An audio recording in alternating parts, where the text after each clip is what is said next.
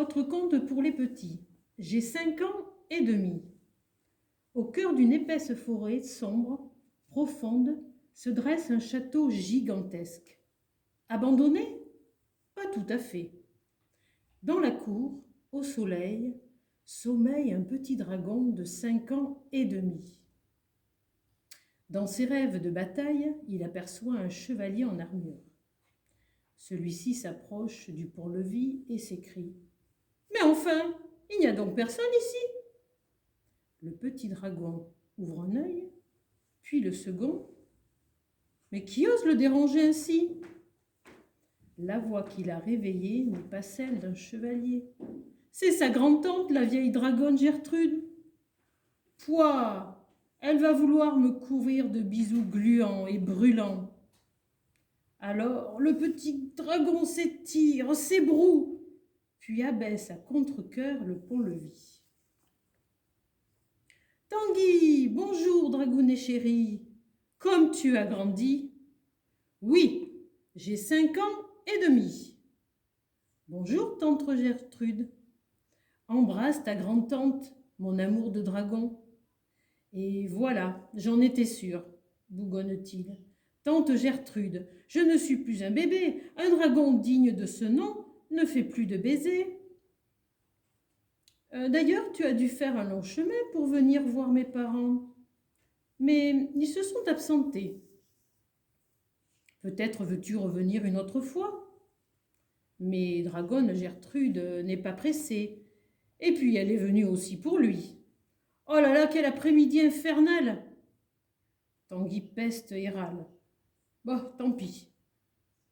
Il lui montrera dans le donjon la princesse endormie et l'immense collection d'armures de chevaliers qui n'avaient pas le cœur assez pur pour embrasser la belle assoupie.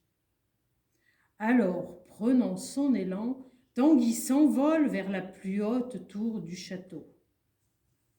« Regarde, tante Gertrude, mes ailes ont encore poussé depuis quelques mois. Je peux faire le vol plané, youpi, le vol en piqué, le roulé-boulé. » Tanguy est très content de lui. Tante Gertrude a l'air admirative. Elle semble vraiment très impressionnée. Au sommet de la tour, Tanguy lui montre le paysage, la forêt qui s'étend à perte de vue.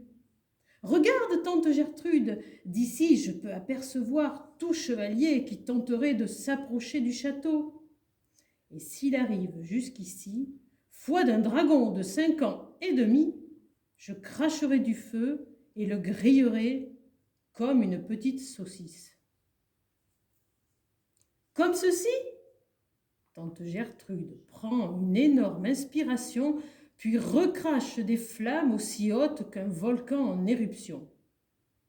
Oui, comme ceci. Regarde, tante Gertrude, mes flammes sont aussi brûlantes que 1000 fournaises. Regarde, tante Gertrude, mes écailles sont devenues plus rugueuses et aussi épaisses qu'une cuirasse. Aujourd'hui, aucune épée de soldat ne pourrait les transpercer. Je suis invincible. Tante Gertrude sourit de ses grandes dents acérées. Entends-tu, tante Gertrude, comme je peux rugir beaucoup plus fort qu'avant ? Waouh ! Tanguy n'a pas su résister à la tentation de pousser des cris qui terrifient les animaux des alentours. Les chauves-souris réveillées s'envolent à tire-d'aile, les loups hurlent de terreur, les serpents se terrent dans leurs trous. Dragonne Gertrude crie à son tour. Alors les arbres même se courbent comme sous l'effet d'une tornade. De peur, le soleil se cache derrière les nuages, et les nuages prennent leurs jambes à leur cou. Regarde, tante Gertrude, je sais sauter bien plus haut et bien plus loin que lorsque j'avais 5 ans. Et hop, hop, hop, Tanguy saute d'une tour à une autre, d'un balcon au bord d'une fenêtre, des créneaux du rempart jusqu'au... Patatras! Tanguy a manqué son coup. Ce n'est pas un saut, c'est un immense plongeon qu'il fait dans les douves.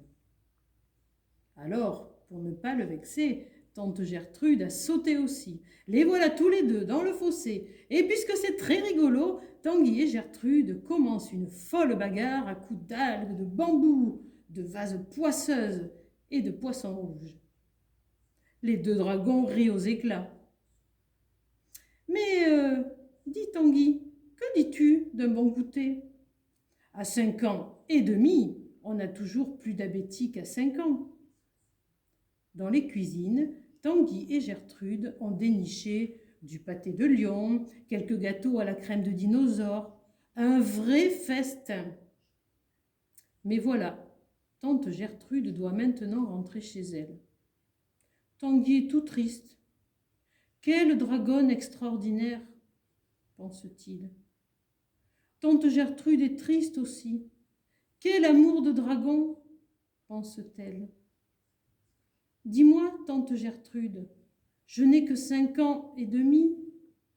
On peut s'embrasser pour se dire au revoir.